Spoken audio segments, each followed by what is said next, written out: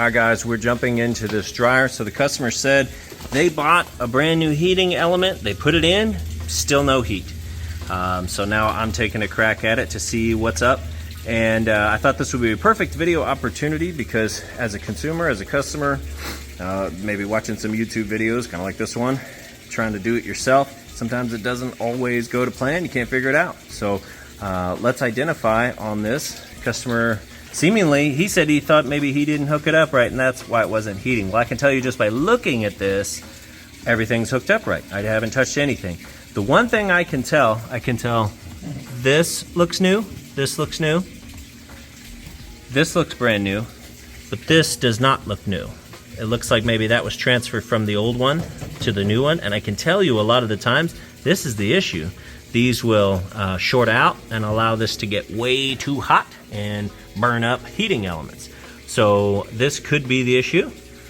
This is brand new, however, could be that this could have tripped. So this is your safety switch. This will cut the power if this gets too hot here, at least it's supposed to.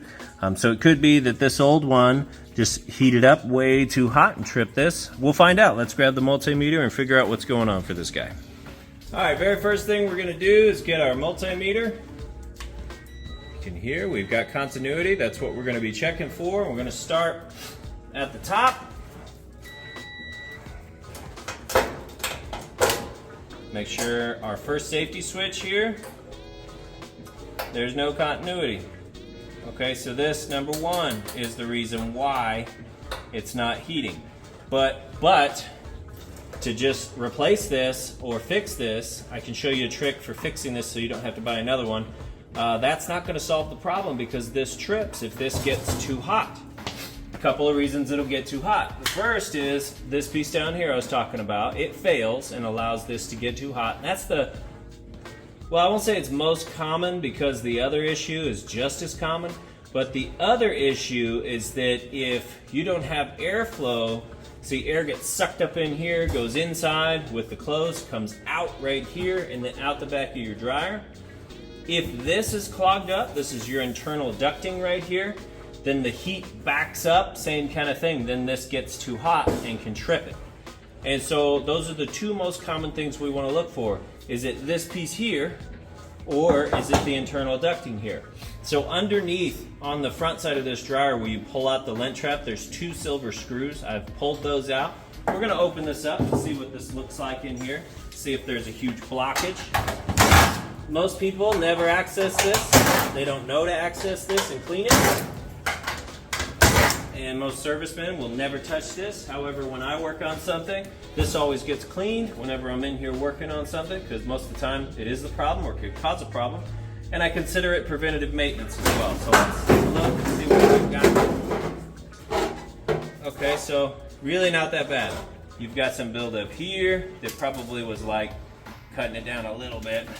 But this really isn't bad compared to what I've seen where stuff just falls out and it falls out and is completely blocked. So I would say this is not the problem. We're going to clean it anyway, but this was not the problem. So that's going to lead me to this piece right here. It's going to be the issue, and that's what I'm going to replace.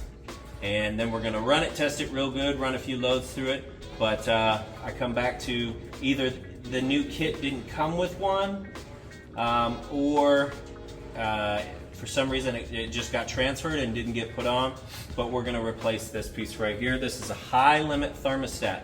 If you're looking online, they're all pretty much the same. High limit thermostat. This is called a thermistor. This is a thermal fuse, and then this is a completely separate thermostat for the auto dry, auto sensing. Okay, and a lot of times they come in a 4 kit. You get all 4 of these pieces. You can get them on Amazon or your parts supply places for, you know, 20, 30, 40 bucks. Just depends on who you buy from. All right, real quick. We know the first issue is this guy right here. We verified that it has no continuity, so power is not able to run through this. Now, anywhere else, anybody else would tell you need to replace this. You don't, unless you've done this before. I won't do this more than once. I've never had to do it more than once. It always has worked for me in the last 7 years. It's never been a problem. A couple of things that you can do.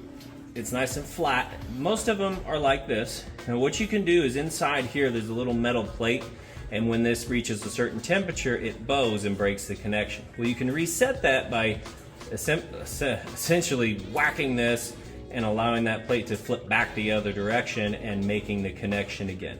And you know, some videos will show you throw it on the ground and stuff. I don't really like to do that, have it bounce all around, kind of out of my control. So I have one of these little grabbers here, and if I didn't have one of these, sure, you could bang it on the ground, but this is a lot more accurate. I just take it like this. I'm gonna line it up on the ground and whack it like that. I get it in one shot every time. Yeah, so we'll grab our, I'm hoping this is all coming up on the video. Take our multimeter. You see what we're doing now. Take this. Now we have continuity. So it's reset and it's ready to be put back on. So there you go. Save you 10, 15 bucks right there. Don't have to buy those all day long. So we're gonna put this right back.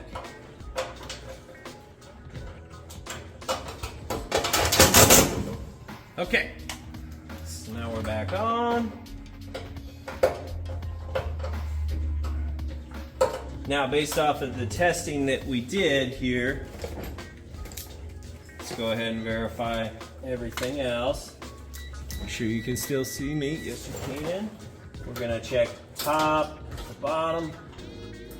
Just like I thought, yep, there is continuity through the entire coil. We're also gonna make sure it's not shorted out.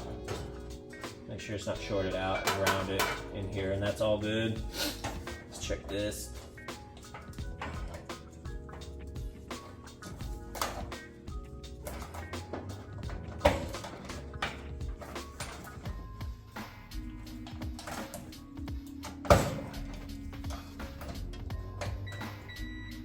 Okay, we're good here. While we're back here, it's just important to double check everything. Check this guy real quick.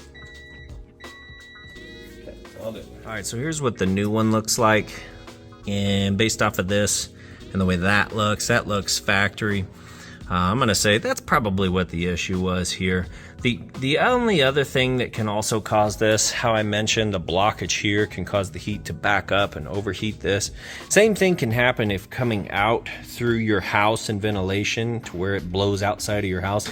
If that's all clogged up, that can also cause the same issue as if this were all gunked up in here too. So it could also be that something with the house and not with the unit at all cause this to trip up here. So just something to take note of, but in this case, I am fairly certain this is the issue.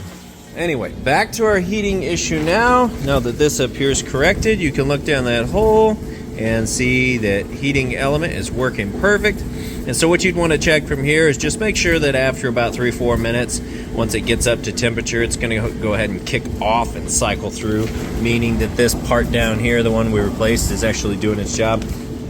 And it does. I've watched it. It cycles through just fine. Once it gets nice and hot, it shuts down, and then once it needs to, it kicks back on. So good to go. Customer didn't need a new timer. Customer just needed essentially one part and another little part reset.